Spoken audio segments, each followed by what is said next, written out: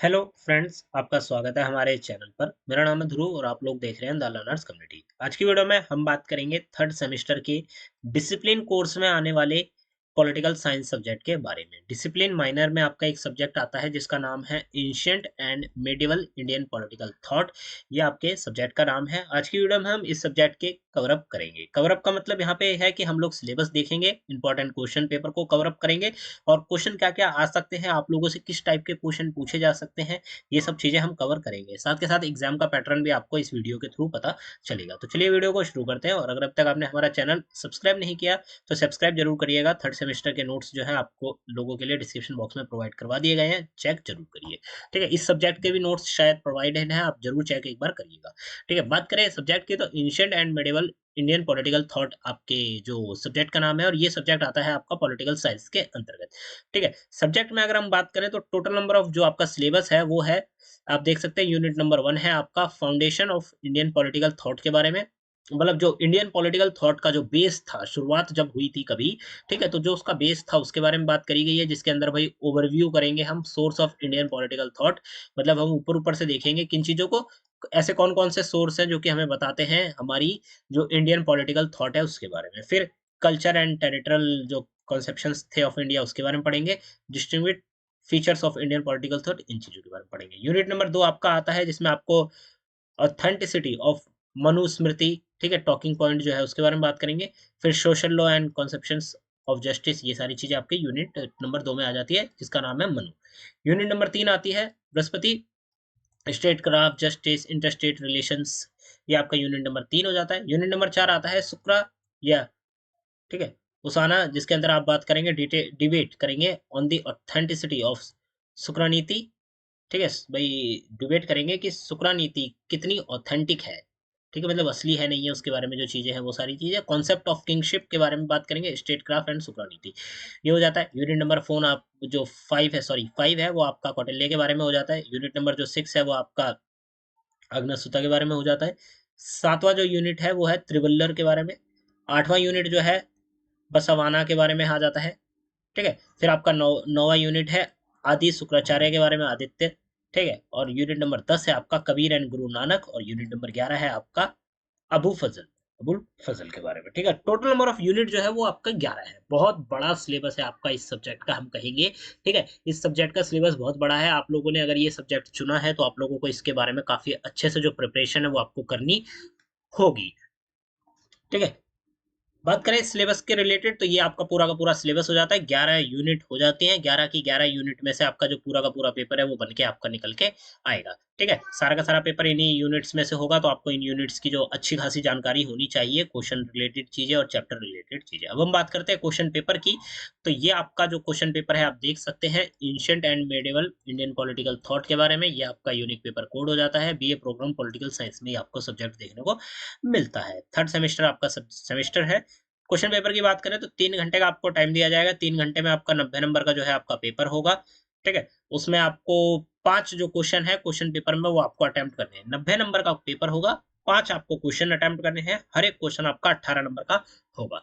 ठीक है? 18-18 नंबर के आपको 5 जो है क्वेश्चन अटेम्प्ट करने हैं। 90 नंबर का आपका जो क्वेश्चन पेपर है बन जाएगा। All question carry equal marks, मतलब हर एक क्वेश्चन आपका 18 नंबर का होगा, कम या ज्यादा का नहीं होगा। एक लैंग्वेज आप प्रेफर कर सकते हैं, हिंदी या इंग्लिश, आप अपने अकॉर्डिंग। अब हम आ जाते हैं हमारे क्वेश्चंस की तरफ कि भाई आपको जो स्टडी करनी है क्वेश्चन रिलेटेड इंपॉर्टेंट चीजें क्या-क्या है। तो पहला यहाँ पे आपका क्वेश्चन बनता है कि भारतीय राजनीतिक चिंतन के विशिष्ट विशेषताओं की विवेचना कीजिए। ठीक है? आपको यहाँ पे भारतीय राजनीतिक चिंतन की जो विशेषताएं हैं, विशिष्ट विशेषताएं, उनके बारे में आपको यहाँ पे बात करनी है। उनके ऊपर चिंतन है या फिर हम कह सकते हैं कि उनके ऊपर डीपली आपको जो है एक्सप्लेनेशन देनी है। ठीक है? तो ये होता है आपका क्वेश्चन नंबर 1। यहाँ पे आपका क्वेश्चन नंबर 2 आता है कि शुक्र नीति में वर्णित राज्य के विचारों का परीक्षण कीजिए। जो शुक्र नीति जो कि आपके सिलेबस में भी दी गई है, ठीक है? 7वें या 8वें यूनिट में आपका जो शुक्र नीति है, तो उसमें जो राज्य के विचार बताए गए, मतलब स्टेट को जिस तरह से डिस्क्राइब किया गया है, ठीक है, डिस्कस किया गया है शुक्र नीति में, उसका जो आइडिया है वो आपको यहाँ पे एक्सप्लेन करना है कि भाई स्टेट किस प्रकार का होना चाहिए, किस तरह का होना चाहिए, उसकी व्यवस्था किस तरह की होनी चाहिए, ये सारी चीजें। क्वेश्चन नंबर 2 इंपॉर्टेंट है आप लोगों के लिए। ठीक है? क्वेश्चन नंबर 3 आ जाता है, हम बात करें तो बृहस्पति के द्वारा वर्णित राज्य काल पर एक निबंध लिखिए। ठीक है? बृहस्पति में जो आप कह सकते हैं कि वर्णित बताया गया है राज्य सॉरी काल मैंने बता दिया, राज्य कला। राज्य कला के बारे में जो चीजें बताई गई हैं, मतलब स्टेट क्राफ्ट जिसे हम इंग्लिश में कहते हैं, ठीक है, वो आपको यहाँ पे बतानी है। उसके ऊपर पूरा का पूरा एक निबंध जो होता है वो आपको लिखना है। 18 नंबर का क्वेश्चन है आपका ये, तो आपको 18 नंबर के अकॉर्डिंगली ही निबंध लिखने के लिए कहा जा सकता है। ठीक है, टॉपिक हो सकता है हल्का सा बदल दिया जाए कि आपको भाई राज्य कला जो है उसके बारे में लिखना पड़े, पर बृहस्पति नहीं किसी और उसमें, तो वो सारी चीज आपको अपने अकॉर्डिंगली बना के लिखनी होगी। इसके लिए आपको क्या होना चाहिए, इसके लिए आपको बृहस्पति में जो राज्य कला थी, स्टेट क्राफ्ट थी, उसके बारे में पता होना चाहिए। क्वेश्चन नंबर 3 होता है। क्वेश्चन नंबर 4 की तरफ अगर हम बात करें तो आपका एक क्वेश्चन आता है कौटिल्य से। कौटिल्य के मंडल सिद्धांत में विजिगिसु की जो विशेषताएं हैं और भूमिकाएं हैं उनका आपको यहाँ पे विश्लेषण करना है। ठीक है, कौटिल्य के जो मंडल सिद्धांत था उसमें विजिगिसु की जो विशेषताएं थी और जो उसकी भूमिकाएं सामने निकल कर आई, उनके ऊपर आपको विशिष्ट विश्लेषण करना है। ठीक है, मतलब उनके बारे में आपको यहाँ पे बताना है, एक्सप्लेनेशन जो है वो अपने शब्दों में देनी है, अपने पॉइंटों में देनी है। और आपका 18 नंबर का क्वेश्चन है तो आपको काफी डिटेल में इसका जो आंसर राइटिंग है वो करना होगा। ये हो जाता है आपका क्वेश्चन नंबर 4। क्वेश्चन नंबर 5 की तरफ हम आते हैं। हमें राज्य क्यों चाहिए, ये एक क्वेश्चन है कि हमें राज्य क्यों चाहिए। ठीक है, अगन्ना सूत्र के संदर्भ में राज्य के महत्व की विवेचना कीजिए। ठीक है, सबसे पहले आप बताएंगे कि हमें राज्य क्यों चाहिए, उसके बाद आप जब ये क्वेश्चन का आंसर कंप्लीट कर देंगे तो इसी आंसर में आप लोग आगे बढ़ के लिखेंगे भाई अगन्ना सूत्र के द्वारा हमें राज्य का क्या महत्व है। ठीक है, ये भी आपको यहाँ पे बताना है। क्वेश्चन नंबर 5 होता है। क्वेश्चन नंबर 6 आता है सामान्य समन्वयवाद क्या है। गुरु नानक के संदर्भ में इसकी आपको चर्चा करनी है। ठीक है, समन्वयवाद क्या है और गुरु नानक के संदर्भ में, मतलब गुरु नानक ने इसके बारे में क्या कहा था, इसके ऊपर आपको यहाँ पे चर्चा करनी है। ये हो जाता है क्वेश्चन नंबर 6। क्वेश्चन नंबर 7 आता है अद्वैत क्या है, शंकराचार्य के संदर्भ में इसकी विवेचना कीजिए।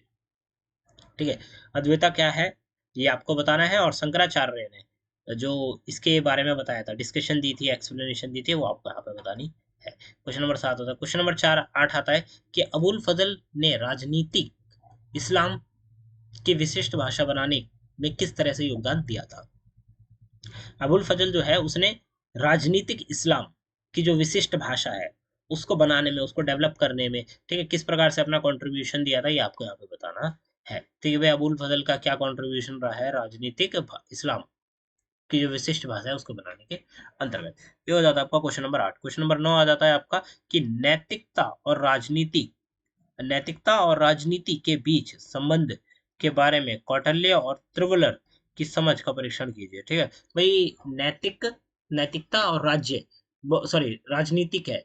ठीक है, इन दोनों के बीच में भाई जो संबंध है, उन संबंधों के बारे में कौटिल्य ने क्या बताया और त्रिवलर ने क्या बताया, ये आपको यहाँ पे बताना है। ठीक है, इसकी आपको यहाँ पे समझ का जो परीक्षण है वो आपको करना है। लास्ट क्वेश्चन आता है क्वेश्चन नंबर 10, जिसमें आपको निम्नलिखित में से किन्हीं दो के ऊपर जो है संक्षिप्त टिप्पणी आपको लिखनी होगी। टॉपिक दिए गए हैं धर्म और डंडा, ठीक है, बृहस्पति में अंतर्राज्यीय संबंध, बसावना और सामाजिक सुधार, और भक्ति आंदोलन और कबीर। ठीक है, 4 दिए गए हैं, 4 में से कोई भी 2 जो है वो आपको करने हैं, और हर एक टॉपिक आपका 9 नंबर का है। ठीक है, सीधा सीधा आपको 18 नंबर मिल जाएंगे और आपका ये क्वेश्चन जो है वो कंप्लीट हो जाएगा। तो यहाँ पे आपके 10 क्वेश्चन है, 10 में से 5 क्वेश्चन आपको अटेम्प्ट करने होंगे, तो काफी ज्यादा डिफिकल्ट पेपर हो सकता है आप लोगों के लिए अगर आप लोगों ने स्टडी नहीं करी है। ठीक है, तो अगर आप ये वीडियो यहाँ तक देख चुके हैं तो इन क्वेश्चंस को प्लीज प्रिपेयर करके जाइएगा एग्जाम से पहले, तभी आप लोग आंसर जो है वो बनाकर लिख पाएंगे।